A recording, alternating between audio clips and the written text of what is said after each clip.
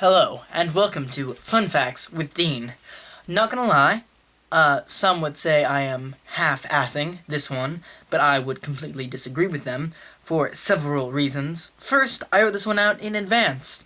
Yes, it's not exactly a Fun Facts video, it's more of I had an English project, so I wrote something completely ridiculous for it. You're probably wondering what I got on this assignment, and I will tell you afterwards. But, here we go. This will be read out loud, so sadly I will not be looking at you. You'll not be able to see my beautiful face. And yes, I apologize for the quality of this video. It is worse than the other ones, and the other ones aren't good to begin with. But oh well, what can you do, you mere mortal? Mere mortal. You see, it's very hard to pronounce things correctly. Anyway, the title of this paper is entitled Edward Jenner, Inoculation, Milkmaids, and Young Boys. Let us begin. Disease, like literature, is always talked about in the present tense. There is one exception. Only one human disease has ever been eradicated, and no, sadly, it's not syphilis. It's smallpox, which you might think is less deadly than large pox, but you'd be wrong, for two reasons.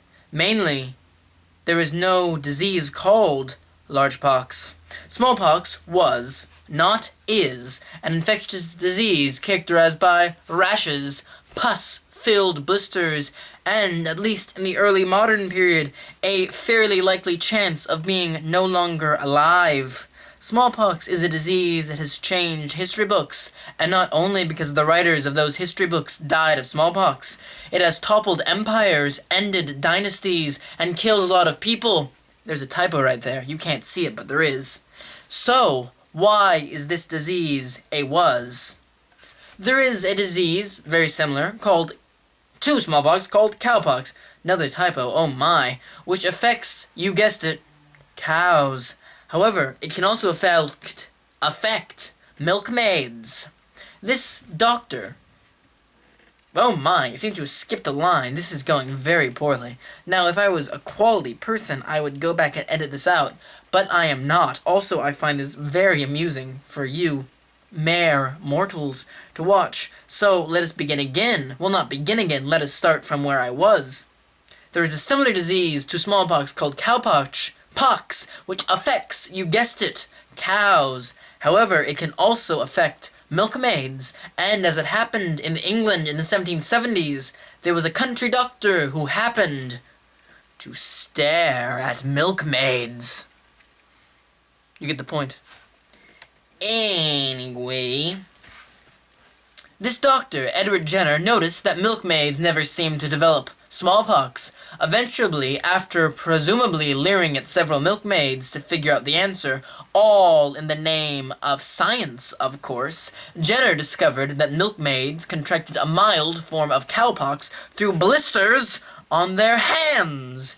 He believed that the cowpox made the milkmaids immune from smallpox, though immune was not the right word to use just then, because the concept of immunity in science did not exist yet. Don't worry, by the end of the article, it will. At this time, there was a practice called variolation. Variolation. I'm saying it correctly. It doesn't seem like I am, but that's what it's called. Anyway, variolation, which involves giving oneself smallpox in order not to die from a worse form of smallpox. Needless to say, it didn't always work. Edward Jenner took these two concepts and combined them. What if you were to infect someone with cowpox and then infect them with smallpox? Would they contract smallpox? It was a theory that Jenner needed to test. But how? The answer came to him in a fit of brilliance.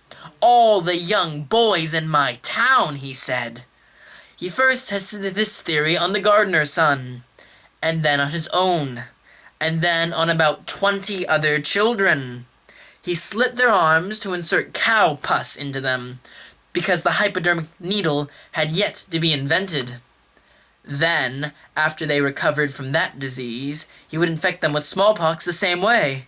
And instead of killing off an entire male generation in his town, he found the boys survived the smallpox. This was the world's first true vaccine. Eventually, this would lead to the eradication of the disease as well as other vaccines. Some believe Jenner's research would lead to the saving of more lives than anyone else. But the fact remains, Jenner did something unethical. Besides from leering at milkmaids, of course. Jenner exposed several unknowing children, including his own son, to a deadly disease to prove something that was an informed guess at best, and at worst a shot in the dark. Although not really a shot, because as previously mentioned, the hypodermic needle had not yet been invented. Well, right there I said created, but I changed it for the video to invented because I think it sounds better. What Jenner did was certainly unethical. He had no right to risk those children to a horrible pus and scar-filled death, and yet the fact remains that what he did saved more lives than Superman ever will. I mean, after all, Superman is fictional. What Jenner did was wrong, but it was a wrong for the greater good. The risk was the lives of 20 children, pitted against lives of countless future generations from every continent, race, creed, and religion, except Antarctica. And, in the grand scheme of human history, one is worth more than the other. The road to hell may be paved with good intentions, but so too is the road to a better world. This has been Fun Facts with Dean. I hope you've had fun with these facts. I know I have. Merry Hanukkah, Happy Christmas, and if you celebrate Kwanzaa, I don't know anything about Kwanzaa. Good luck with that.